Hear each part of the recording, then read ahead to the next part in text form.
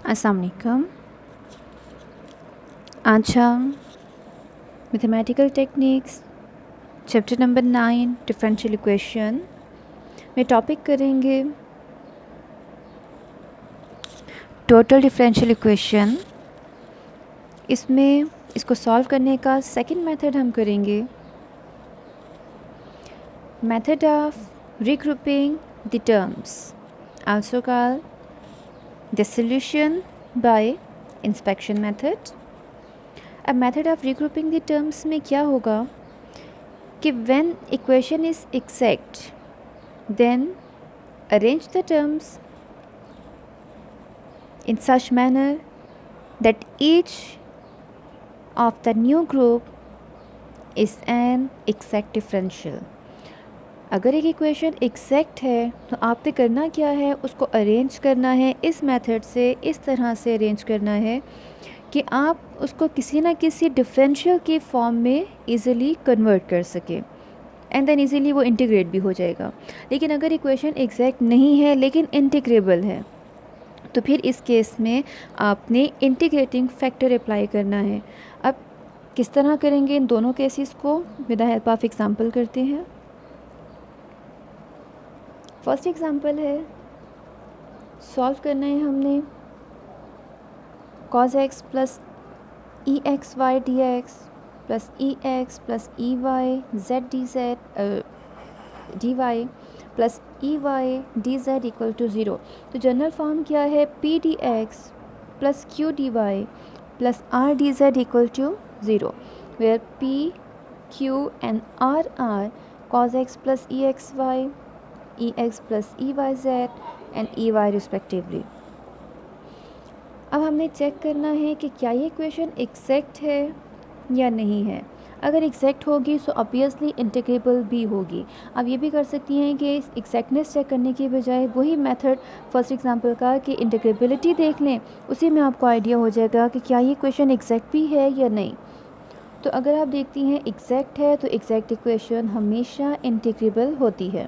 तो चेक करते हैं, partial derivative of p with respect to y and partial derivative of q with respect to x, दोनों का answer ex आता है। फिर partial derivative of q with respect to z and partial derivative of r with respect to y, दोनों का answer same आता है। फिर partial derivative of r with respect to x and partial derivative of p with respect to z, दोनों का answer same आता है which is zero. तो इसका मतलब है कि ये इक्वेशन क्या है, एग्जैक्ट है, और अगर एग्जैक्ट है तो ये मस्ट इंटीग्रेबल भी है। अब हमने अरेंज करना है, क्योंकि इक्वेशन एग्जैक्ट है तो इसमें आपने इंटीग्रेटिंग फैक्टर अप्लाई नहीं करना, इसी को अरेंज करें और किसी डिफरेंशियल की फॉर्म में कन्वर्ट करें। तो जब हमने इसको अरेंज किया तो ये हो जाएगा आपके पास cos x D X plus E x Y D X plus E x D Y and last one में आ जाएगा E Y Z D Y plus E Y D Z equal to zero. पहले आप इस equation को open कर लें। जब ओपन किया तो cos x D x first term हो गई, e x Y D x and e x D y second term में बन गया, और फिर e Y Z D Y and E Y D z आपके पास थर्ड टर्म बन गई। अब cos x D x as it is रहेगा। आप इसको चेक करें कि किसके डिफरेंशियल की फॉर्म में है। अगर आप चेक करें तो इसको हम first function into derivative of second plus second function into derivative of first की फॉर्म में लिख सकते हैं, जहाँ पे हमारे पास फर्स्ट फंक्शन अगर y होगा और सेकंड फंक्शन अगर ex होता है, या फर्स्ट फंक्शन ex और सेकंड y भी ले सकती हैं, इससे फ़र्क नहीं पड़ता। तो फार्मूला हमारे पास प्रोडक्ट रूल होगा। सिमिलरली यहाँ भी है कि अगर हम कहते हैं कि ये फर्स्ट फंक्शन है z और डेरिवेटिव हमने लिया ई वाई का, तो वो ई वाई डी वाई आता है डिफरेंशियल लिया तो, प्लस फिर second function as it is रहा और फर्स्ट फंक्शन का डिफरेंशियल, तो ये भी प्रोडक्ट फार्मूला है। तो अब हम इसको प्रॉपर डिफरेंशियल की फॉर्म में कन्वर्ट करते हैं। पहले आपने डिफरेंशियल की फॉर्म में कन्वर्ट करना है, तो वो हो जाएगा डिफरेंशियल। अब cos x किसका डेरिवेटिव है, किसके डिफरेंशियल से आता है, तो डेरिवेटिव ऑफ sin x जो है वो होता है cos x। तो डिफरेंशियल ऑफ sin x हो जाएगा cos x dx प्लस, अब ये किसका डिफरेंशियल हो जाएगा, ये हमारे पास है ई एक्स इंटू वाई का डिफरेंशियल। क्यों, इसलिए देखिए यहाँ पे ई एक्स डी एक्स का मतलब है कि फर्स्ट फंक्शन का डिफरेंशियल आ रहा है, second function as it is, फिर plus first function as it is, second का differential with the help of product rule. फिर ये डिफरेंशियल किस चीज़ का होगा, ये डिफरेंशियल है हमारे पास z ई पावर y का, किस तरह, first function into differential of second plus E Y second function into differential of first. तो ये मेरे पास कन्वर्ट हो गया है डिफरेंशियल की फॉर्म में, फार्मूलों में। As each group is an exact differential so the required integral is, अब इसको जब हम इंटीग्रेट करेंगे तो ये आ जाएगा मेरे पास साइन एक्स, ये आ जाएगा e x y plus E Y z equal to any constant number, constant of integrability. तो कॉन्स्टेंट ऑफ इंटीग्रल अप्लाई करने के बाद हमारे पास आंसर कंप्लीट हो गया। तो ये एक बहुत ही इजी, बहुत ही सिंपल मेथड है, बस थोड़ा सा कंसंट्रेट करना है, थोड़ा सा ख्याल रखना है कि किस तरीके से आप उन इक्वेशंस को अरेंज करके किसी भी परफेक्ट डिफरेंशियल की फॉर्म में कन्वर्ट कर सकती हैं। तो बस ये एक इसमें पॉइंट था जो थोड़ा सा आपको क्लियर होना चाहिए। अगर आपको याद हो तो 7.7 एक्सरसाइज में भी आपके पास इस टाइप के क्वेश्चंस गिवन थे जिसमें आप परफेक्ट डिफरेंशियल में कन्वर्ट करते हैं, या फिर ऐसे भी थे जिसमें आप इंटीग्रेटिंग फैक्टर को मल्टीप्लाई करते हैं। वो क्या होता है इंटीग्रेटिंग फैक्टर, कोई भी एक सूटेबल फंक्शन होता है एक्स वाई एंड जेड का, जिसको हम मल्टीप्लाई करें तो वो किसी डिफरेंशियल की फॉर्म में कन्वर्ट हो।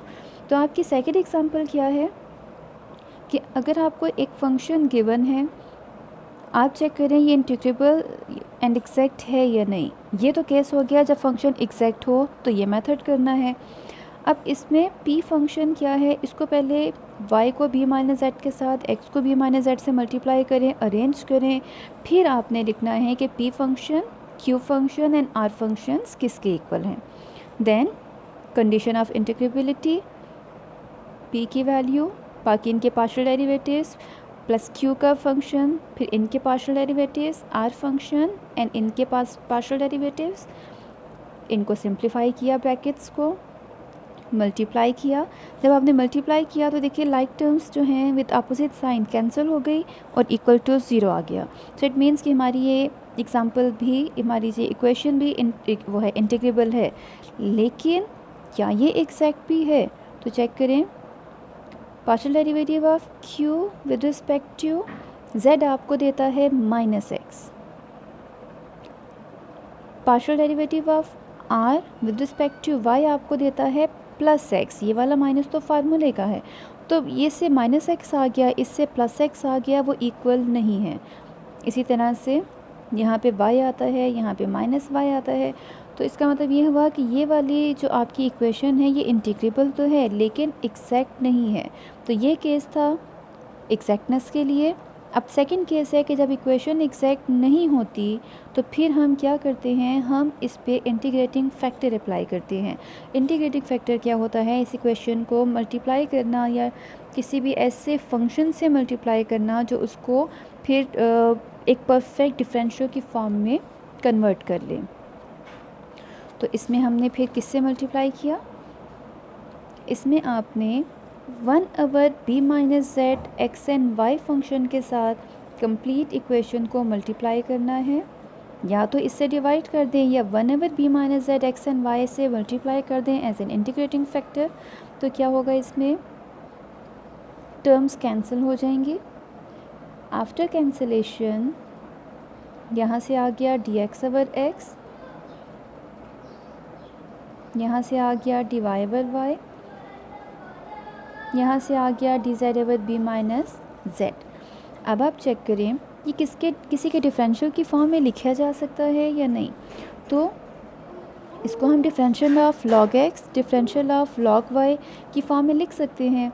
और ये क्या है, ये differential of log b minus Z है लेकिन विथ माइनस साइन। क्यों, क्योंकि जब आप इसको ओपन करें तो आपके पास क्या आता है, लॉग ऑफ इसका डेरिवेटिव क्या हो जाएगा 1/b minus Z again derivative of this function वो आपको देगा माइनस डी जेड। तो यहाँ पे बेसिकली प्लस है तो हमें माइनस चाहिए, तो ये फार्मूला आपका बनता है minus differential of log of B minus Z. अगर यहाँ माइनस की जगह प्लस आता तो प्लस ही नीचे कंटिन्यू रहता, लेकिन क्योंकि यहाँ माइनस आ रहा है, जब आप again with respect to Z differentiate करेंगी तो वहाँ पे आपके पास माइनस आएगा। तो ये कंप्लीट एग्जैक्ट डिफरेंशियल्स की फॉर्म में कन्वर्ट हो गए। अब यहाँ आप डायरेक्टली इसको इंटीग्रेट कर सकती हैं। अगर डायरेक्ट इंटीग्रेट नहीं करती तो आप लॉग की प्रॉपर्टी को अप्लाई कर लें, जिस तरह से इजी लगता है करें। ये एक एक्स्ट्रा स्टेप है जिसमें डिफरेंशियल, क्योंकि आपके पास डेरिवेटिव क्या होता है, डिफरेंशियल क्या होता है, वो लिनियरिटी प्रॉपर्टी को सेटिस्फाई करता है। तो डिफरेंशियल को हमने बाहर लिखा, log x plus log y minus log of b minus Z equal to 0 लिया, इंटीग्रेट किया तो डिफरेंशियल ख़त्म। अगर ये मेथड नहीं करते तो डायरेक्टली आप इसको भी इंटीग्रेट कर सकती हैं। जब आपने इसको इंटीग्रेट किया तो ये आ गया log x, इसको इंटीग्रेट किया तो ये हो गया log of y माइनस ये हो गया log of b minus Z equal to constant of integration which is log of c। Simple c नहीं लेना, क्योंकि आपको पता है जब सारी इक्वेशन में सारी टर्म में log आता है तो कांस्टेंट भी आप log की ही फॉर्म में लेंगी। ओके, इसके बाद सिर्फ आंसर को सिंप्लीफाई करना है। लॉग की प्रॉपर्टी क्या है, log a plus log b is equal to log a into B and log a minus log b is equal to log a over b। तो अकॉर्डिंग टू दैट प्रॉपर्टीज़ हमने इसको log of X Y over B minus Z की form में लिखा। जो add होते हैं वो प्रोडक्ट की फॉर्म में आएंगे, जो सब्ट्रैक्ट होते हैं वो डिवीजन की फॉर्म में equal to log of C. log को कैंसिल किया, सिंप्लीफाई किया, तो आपके पास रिक्वायर्ड आंसर आता है X Y is equal to C times B minus Z. तो आपकी सेकेंड एग्जाम्पल भी कंप्लीट। Thank you.